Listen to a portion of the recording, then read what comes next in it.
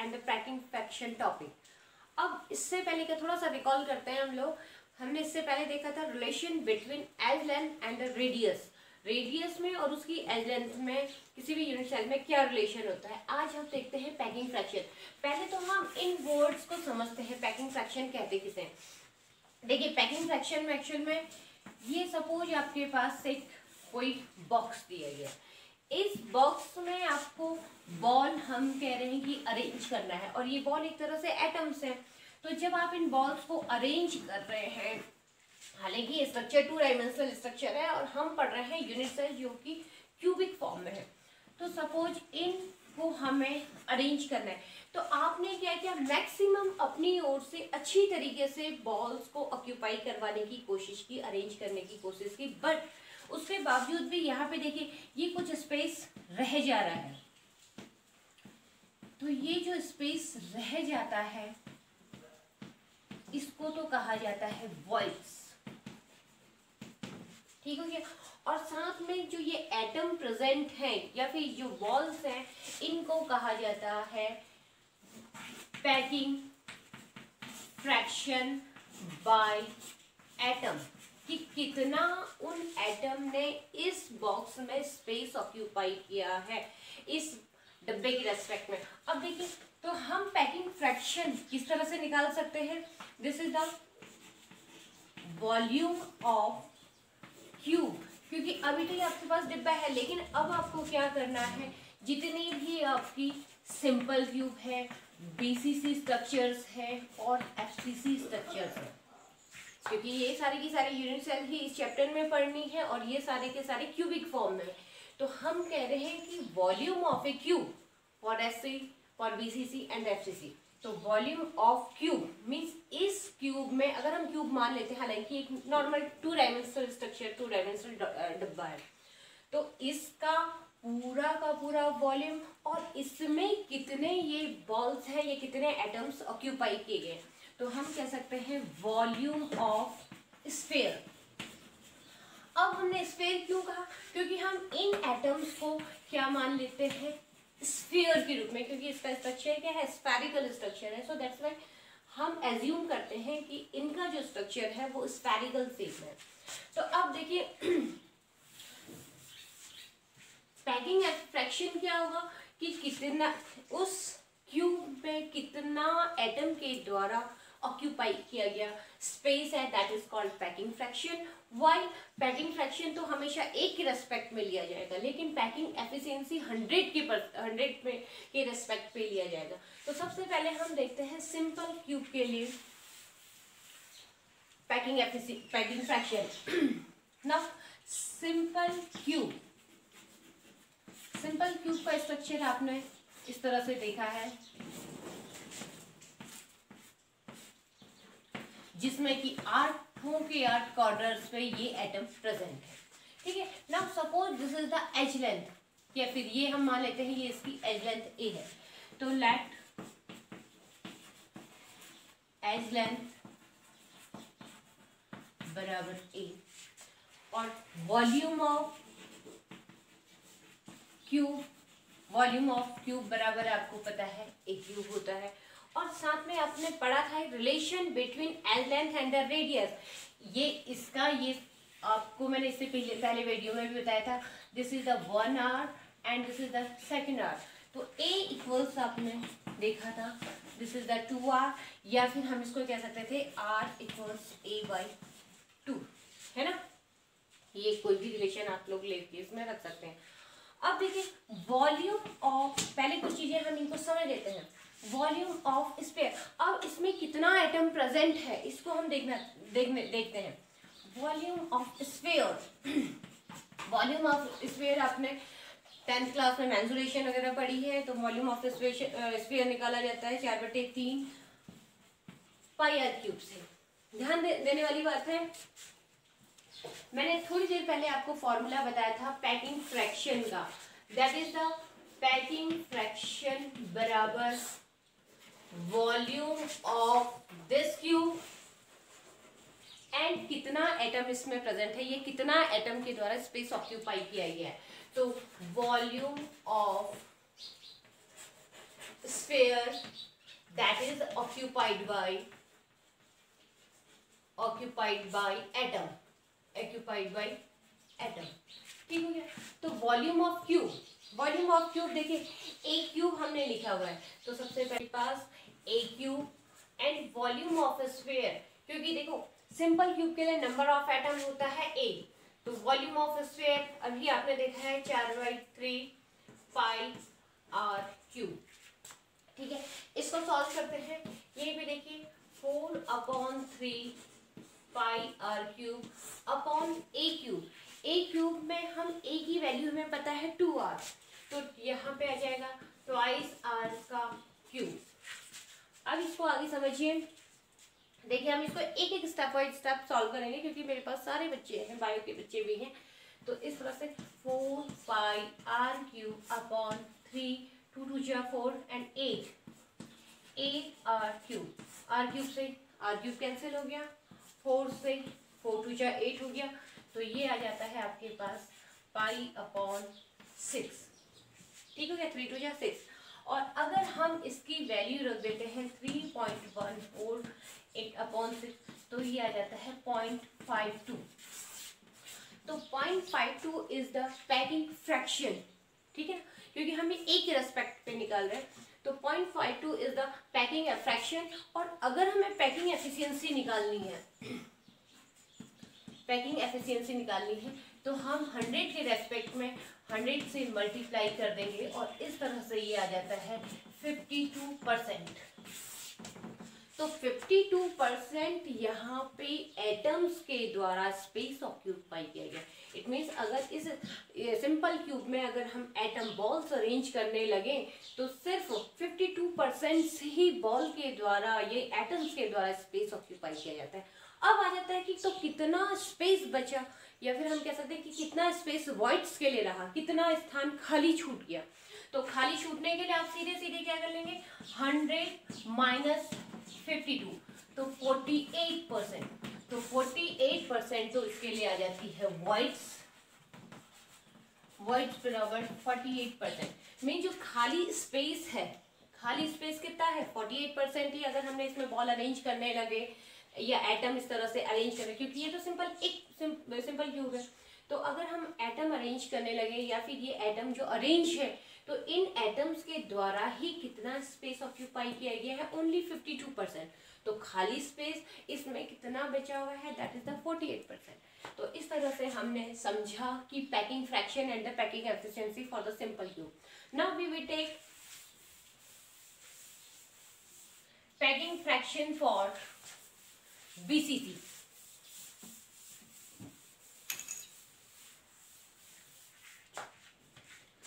देखिए packing fraction for BCC के लिए, BCC का जो हम स्ट्रक्चर बनाते हैं वो इस तरह से बनाते हैं।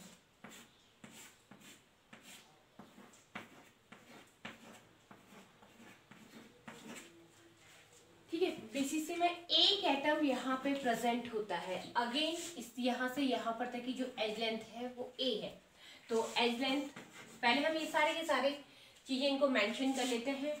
एज लेंथ बराबर A, ठीक है।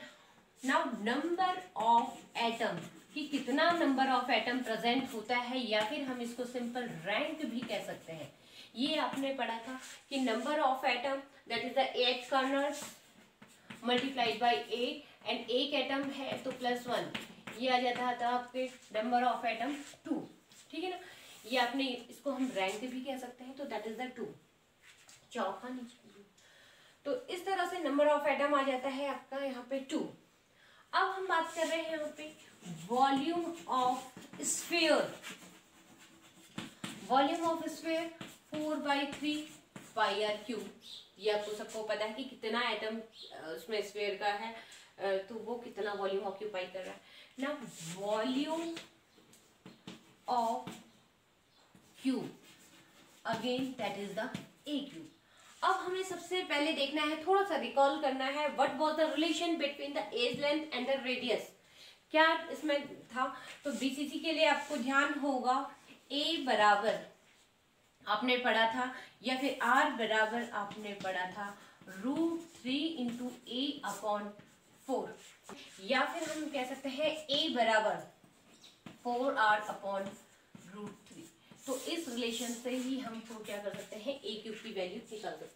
अगेन फिर से आया जाता है कि अगर पैकिंग फ्रैक्शन हमें निकालना है तो पैकिंग फ्रैक्शन बराबर वॉल्यूम ऑफ क्यूब, क्योंकि इस पूरे के पूरे वॉल्यूम इसका क्यूब का, और साथ में आ जाता है कि वॉल्यूम ऑफ स्फीयर, मीन्स कितना स्फीयर का, ये volume of sphere occupied by atom, means उस स्फीयर का वॉल्यूम।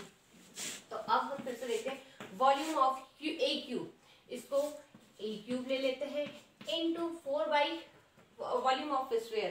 देखिए कितना नंबर ऑफ एटम है, 2 एटम है ना, तो 2 एटम इस पूरे क्यूब के लिए है, और वॉल्यूम ऑफ स्फीयर होता है 4/3 पाई आर क्यूब, क्योंकि अगर एक होता तो एक स्फीयर का आ जाता है 4/3 पाई आर क्यूब, लेकिन यहाँ पे इसकी जो रैंक है, रैंक कितनी है, 2 है, तो इस तरह से इसमें हम 2 लेते हैं। Now 2 into 4/3 pi are cube upon a की वैल्यू 4r अपॉन √3 का क्यूब, इसको समझते हैं, equal 2 into 4 pi are cube upon 3 into 4 4 4 4 into 4 into 4 into r का क्यूब है, और ऊपर चला जाएगा 3 बार √3 इंटू √3 इंटू √3, ठीक हो गया ना। अब देखिए सिंप्लीफाई करते हैं इसको हम, इस 4 से ये 4 कैंसिल हो गया, ठीक है ना, ये 2 से 2 2 जा 4 कैंसिल हो गया, आर क्यूब से आर क्यूब कैंसिल हो गया, और √3 इक्वल्स 3 होता है, तो इस 3 से ये दोनों के दोनों √3 कट गए। तो अब आपके पास देखिए क्या बचा, this is the pi into √3 upon नीचे रहा 4 2 जा 8, ठीक है। अब हम इनकी वैल्यूज को सॉल्व करते हैं, तो हमारे पास आ जाता है 0.68 आ जाता है। तो ये तो है इसका packing fraction, this is the packing fraction. Now packing efficiency अगर हमें आइडेंटिफाई करनी है, तो पैकिंग फ्रैक्शन को आइडेंटिफाई करने के लिए 0.68 इज मल्टीप्लाइड बाई 100, तो ये आ जाता है 68%। तो 68% यहाँ पे इन स्फीयर के द्वारा, इन एटम के द्वारा स्पेस ऑक्यूपाई किया गया है, जो हमने अरेंजमेंट किया हुआ है वो 68% तो इस इन एटम्स ने ऑक्यूपाई किया। अब कितना वॉइड, यहाँ पे वॉइड कितना बचा, तो वॉइड बराबर 100 माइनस 68, दैट इज द 32%। तो 32% स्पेस अभी लेफ्ट है, बचा हुआ है, ठीक है ना। हमने क्या किया, हमारे पास बॉक्स था, हमने एटम्स को अरेंज किया, तो एटम्स अरेंज किया तो इस बीसीसी स्ट्रक्चर में कितना कुछ तो इन कॉर्नर्स के द्वारा एटम प्रेजेंट, कॉर्नर्स के द्वारा कंट्रीब्यूशन रहा था, कुछ इस एक एटम के द्वारा प्रेजेंट रहा था, तो टोटल उसका जो स्पेस ऑक्यूपाई किया गया है वो 68% है। और उसके बाद भी कितना बचा हुआ है, अभी भी 32% बचा हुआ है, जिसको हम नहीं कर पा रहे हैं, क्योंकि मैंने आपको वहां पे एक स्ट्रक्चर के थ्रू बताया था कि सपोज ये आपके पास ये प्रेजेंट है ना, तो ये जो स्पेस है वही ये क्या है, 32% अभी भी बचा हुआ है। तो अब देखते हैं हम लोग packing fraction for FCC.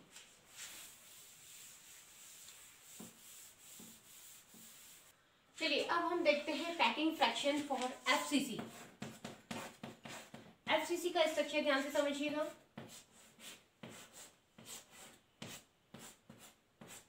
One two three four, 4 ऊपर के कॉर्नर हैं, 4 नीचे के कॉर्नर्स हैं, ठीक है ना, 2 ऊपर की फेस हैं, 2 इधर साइड की फेस है, और 2 आमने सामने की फेसेस है।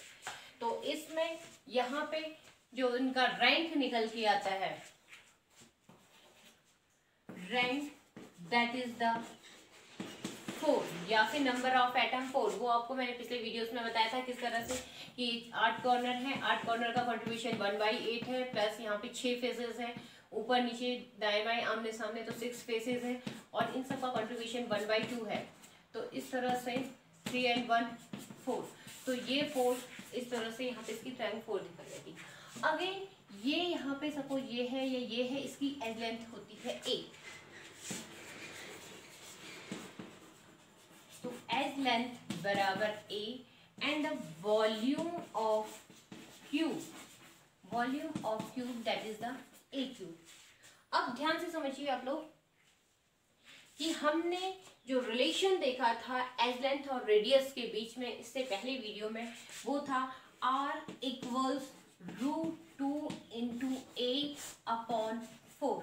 ठीक है ना, ये फॉर्मूले आप लोगों को बार बार याद करने पड़ेंगे, या फिर a इक्वल्स 4r upon √2 है ना। तो इसी को हम इसमें फिट कर देंगे। अब थोड़ा सा ध्यान देने वाली बात है, √2 एफसीसी के लिए था, बीसीसी के लिए आपने √2 हमने क्यों देखा था, क्योंकि यहाँ पे तक ये फेस डायगोनल है, इस वाली फेस को लिया था, तो एक बार वो इधर चल के आएगा। सपोज इस एटम इस पॉइंट से हमको इस पॉइंट पे पहुंचना है, तो या तो वो डायरेक्ट पहुंच जाएगा या फिर वो एक बार इधर डिस्टेंस कवर करेगा, एक बार इधर डिस्टेंस।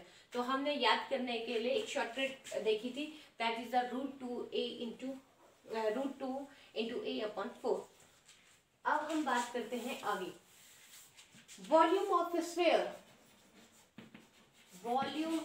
स्फीयर बराबर 4/3 πr³। Now packing fraction that is the volume of cube,